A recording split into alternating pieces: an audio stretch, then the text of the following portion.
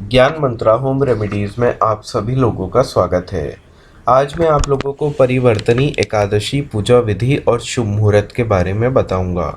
कल यानी कि 29 अगस्त 2020 को परिवर्तनी एकादशी है। परिवर्तनी एकादशी के दिन श्री हरि भगवान विष्णु के वामन अवतार की पूजा करी जाती है।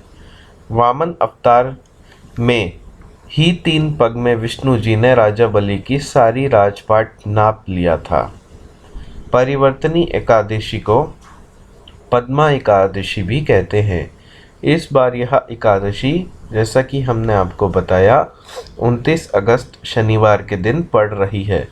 इस दिन विष्णु जी शयन करते हुए स्थान परिवर्तन करते हैं, इसलिए इसे परिवर्तनी एकादशी कहा जाता है। तो आइए जानते हैं इसका महत्व, शुभ मुहूर्त और पूजा विधि। इस दिन श्रद्धा और नियम पूर्वक व्रत करने से मनुष्य के सारे पाप कर्म नष्ट हो जाते हैं और मोक्ष की प्राप्ति होती है। अज्ञानता का नाश होता है। इस दिन माँ लक्ष्मी की पूजा करने से उनकी कृपा भी प्राप्त होती है। इस दिन व्रत करने से आप लोगों को, जो अगर आप यज्ञ करते हैं या व्रत करते हैं, तो काफ़ी सारे यज्ञों के समान जो फल है उसकी प्राप्ति होती है। अगर हम शुभ मुहूर्त की बात करें तो 28 अगस्त की सुबह 8:38 से एकादशी तिथि आरंभ होगी और 29 अगस्त की सुबह 8:17 पर एकादशी तिथि समाप्त होगी। 30 अगस्त को सुबह 5:58 से लेकर सुबह 8:21 तक व्रत के पारण का समय रहेगा।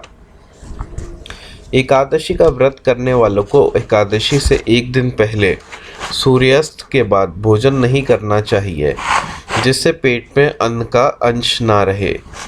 एकादशी के व्रत का पारण दूसरे दिन द्वादशी तिथि में पूजा पाठ करके ब्राह्मण को भोजन करवाने के बाद ही किया जाता है। एकादशी के दिन किसी भी तरह का अन्न का प्रयोग करना वर्जित है, लेकिन अगर आप क्षमता नहीं है तो संध्या काल में पूजन के बाद फलाहार कर सकते हैं। व्रत ना रखने वालों को भी इस दिन चावल नहीं खाने चाहिए। आइए जानते हैं पूजा विधि।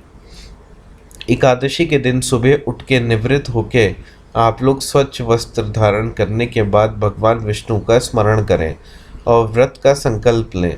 भगवान के समक्ष दीपक प्रज्वलित करें, धूप जलाएं। भगवान विष्णु की पूजा के लिए तिल का उपयोग किया जाता है।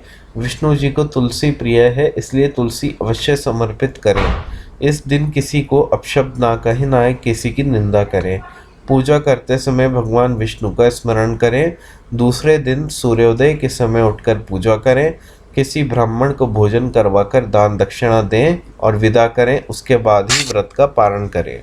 तो यह था कुछ जानकारी, जैसा कि हमने आपको बताया परिवर्तनी एकादशी के बारे में। तो अभी के लिए बस इतना ही।